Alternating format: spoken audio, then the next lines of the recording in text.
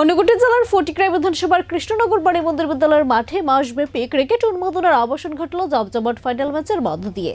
এলাকার বিধায়ক তথা রাজ্যের মন্ত্রী সুধাংশু দাসের উদ্যোগে আয়োজিত নেতাজি সুভাষচন্দ্র বোস মেমোরিয়াল ক্রিকেট টুর্নামেন্টের চূড়ান্ত পর্যায়ে মুখোমুখি হয় বিলাসপুর বেস্ট 11 ও কৈলাসহরের এন্টারটেইনমেন্ট দল। 26 জানুয়ারি থেকে শুরু হওয়া এই টুর্নামেন্টে গোটা অনুগুটি জেলা থেকে মোট 10টি দল অংশ নেয়। টানা এক মাসের লড়াই শেষে ফাইনালে উঠে দুই শক্তিশালী দল। ফাইনাল ম্যাচের আনুষ্ঠানিক সূচনা করেন মন্ত্রী সুধাংশু দাস। উপস্থিত ছিলেন অনুগুটি জেলা পরিষদের সভাধিপতি অমলেন্দু দাস, কৈলাসহর ফুটবল অ্যাসোসিয়েশনের সভাপতি অরুণ সাহা, কৃষ্ণনগর গ্রাম পঞ্চায়েতের প্রধান শিখা পাল, জেলা ক্রীড়া আধিকারিক অমিত যাদব সহ অন্যান্য বিশিষ্ট অতিথিরা।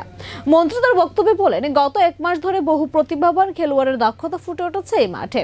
যুব সমাজকে সামাজিক মাধ্যমের আসক্তি থেকে দূরে রেখে শারীরিক ও মানসিক বিকাশে খেলাধুলার গুরুত্ব অপরিসীম বলে উল্লেখ করেন তিনি। IPL এর ধাঁচে প্রথমবারের মতো অনুগুটি জেলায় এই আয়োজন করা হয়েছে বলে দাবি করেন মন্ত্রী।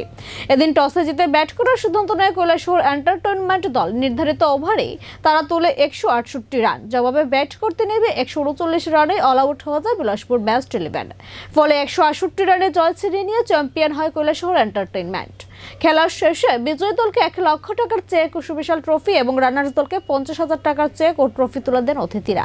এক মাস ব্যাপী এই টুর্নামেন্টকে ঘিরে এলাকার ক্রীড়াপ্রেমীদের মধ্যে ছিল চোখে পড়ার মতো উচ্ছ্বাস ও উদ্দীপনা। গত এক মাস ব্যাপী এই মাঠে অনেক ট্যালেন্ট আমরা দেখেছি, অনেক উন্নত খেলোয়াড়ের স্কিল আমরা এই মাঠে দেখেছি এবং আমাদের যেটা উদ্দেশ্য ছিল, বিশেষ করে আমাদের এই জেলার যারা স্কিল এবং ট্যালেন্টেড ক্রিকেটার আছে তাদের